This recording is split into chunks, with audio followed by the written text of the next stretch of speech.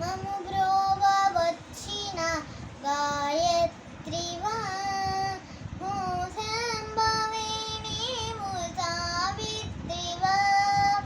త్రిపుర సుందరి నీవు లలితాంబవా బాల పూజలు చెయ్య బాలాంబవా మము బ్రోవ వచ్చిన గాయత్రివా నిత్య పూజలకు చే